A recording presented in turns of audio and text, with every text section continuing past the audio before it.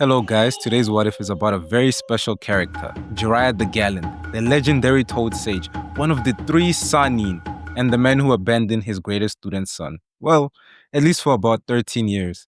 Jiraiya should have had a larger impact than Naruto's life. From the very start. I mean, he was named his godfather for a reason. And in this What If, he will.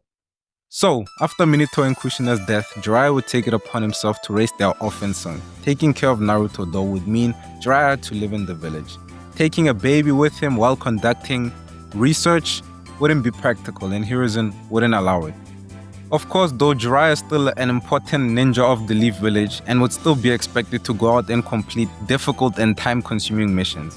In those instances, baby Naruto would be left with a trusted caretaker, but for the most part, Jiraiya would be around to take care of him. Once Naruto was old enough to speak, this is where Jiraiya's influence on him would become the most apparent.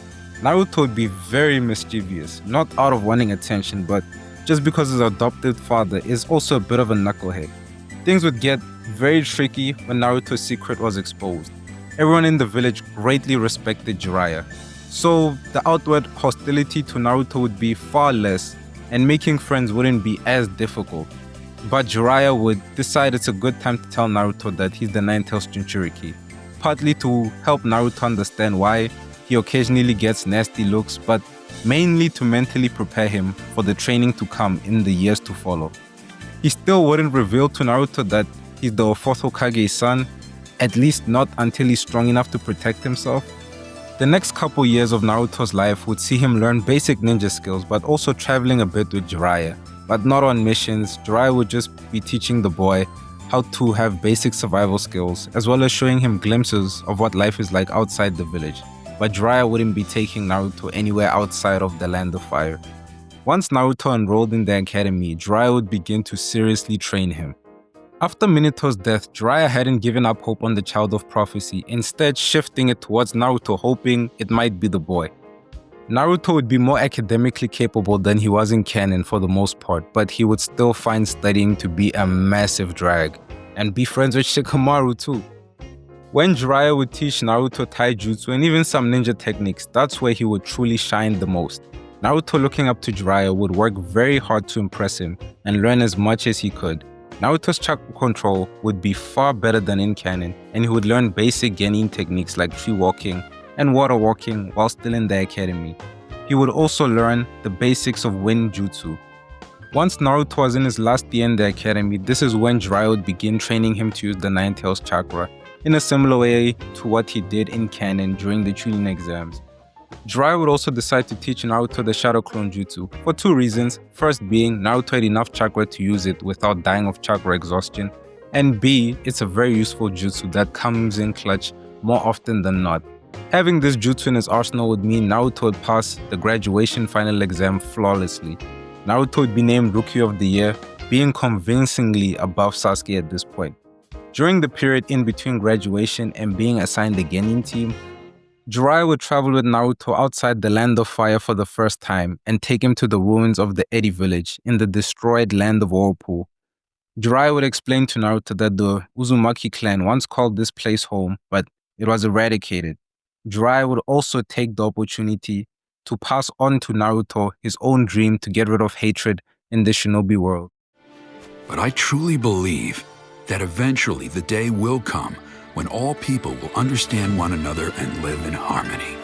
Boy, it sounds kinda complicated to me. And if I can't find the solution to this problem, then perhaps I'll entrust you to find it instead. Eh, Naruto? Yes, sir! I can't turn down a request from my master, can I, Pervy Sage? Once Naruto returned to the village, he would still be made a part of Team Kakashi. Even though him and Sasuke were the best two coming out of the academy, the other Genin squads are clearly carefully picked to complement each other's skills, and adding Naruto or Sasuke to any one of them would just disrupt their balance.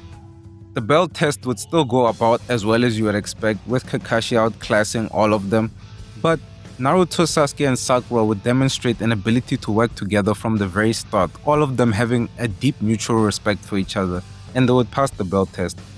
Team Kakashi would still complete a bunch of D-rank missions and still be given the Land of Waves mission, not due to complaining, instead because of completing all of their missions flawlessly and in record time. The Land of Waves mission would be a bit different. Both Naruto and Sasuke would beat up the Demon Brothers. And in the first fight with Zabuza, Naruto would use Nine Tails chakra, making the encounter a lot easier to handle.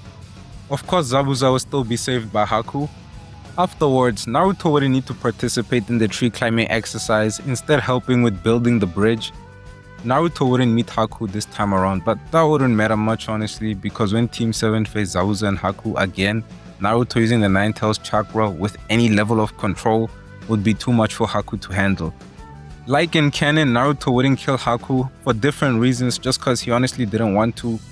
Haku would still die saving Zabuza from Kakashi's Chidori. Naruto wouldn't be too beat up about it, but he would still give Zabuza an impassioned speech cause watching somebody give their life for you and you seemingly don't care would still touch Naruto. So the Land of Waves would end about the same. The Chunin exams would also mostly go about the same leading up to the prelims. Only difference being Naruto wouldn't be too bothered by the written exam, and of course Naruto would just wipe the floor with Kiba in the fight in the prelims, and everything would go about the same after that.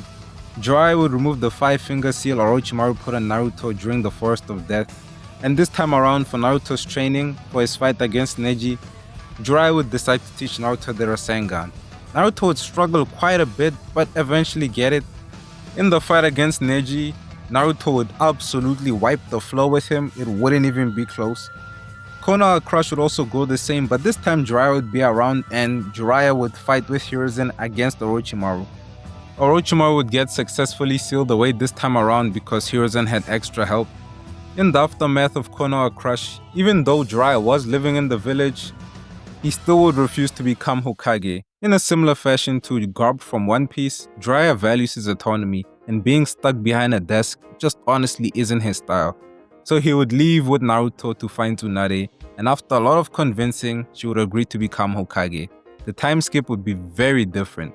Both Naruto and Sasuke would remain in the village. Jiraiya would still tell Naruto about the Akatsuki and train him, but he would train him in the village, initially working to master the Nine Tails, and with the help of other ninjas around to help, it would go a lot smoother, but it would be clear it just wasn't working, with Naruto losing control too often. Jiraiya would instead pivot to making Naruto more proficient with Wind Jutsu in preparation to eventually teach him how to complete the Rasengan and infuse Wind Chakra into it. Both Naruto and Sasuke after 3 years would be made into Jonin. Once the Kazekage was kidnapped, the whole of Team 7 would go and rescue him. And both Deidara and Sasori would be killed by Team 7, and Gaara would still be revived by Lady Chiyo. With Sasuke around for the following arcs, they would go fairly smoothly. Hidan and Kakazu would be killed far more easily, and Naruto would learn the Rasen Shuriken during this time. Sasuke, not being one to be left behind, would train even harder, and if he hadn't already developed Kirin, this would be around the time he would do it. Sasuke would eventually get a message from Itachi to fight, and he would oblige him, and the fight would end about the same. But he wouldn't join Obito, instead escaping and heading back to the Leaf Village, trusting the guy who worked with Itachi to kill his entire clan over the village that has shown him no signs of animosity whatsoever, in fact quite the opposite. He just decided that wasn't a good idea, but he did plan to kill Obito later. Jiraiya would still head over to the Rain Village and get killed. Naruto would learn Sage Mode and get his get back. The war would happen, but Obito wouldn't have the reanimated ninja to help him, only Zetsu. Also, initially the 5 great nations wouldn't be allied, but Obito would be a big enough threat to motivate all of them to combine forces, and they would defeat Obito in the end. But this would be short-lived, as after the war they would go back to hating each other. Naruto wouldn't become Hokage, in fact he wouldn't live in the village, instead becoming a wanderer like Jiraiya originally was, not feeling home in the Leaf Village after Jiraiya's death, instead spending most of his time at Mount Myoboku and just traveling the ninja world as a whole. He would actually help out minor villages whenever he found them in trouble from bandits or dealing with famine. He would do his best to try and improve the world, one good act at a time. And he would hope to one day bring peace to the entire ninja world as his master dreamed. Alright guys, that's all from me today. Thank you for watching and I hope you have a lovely rest of your day.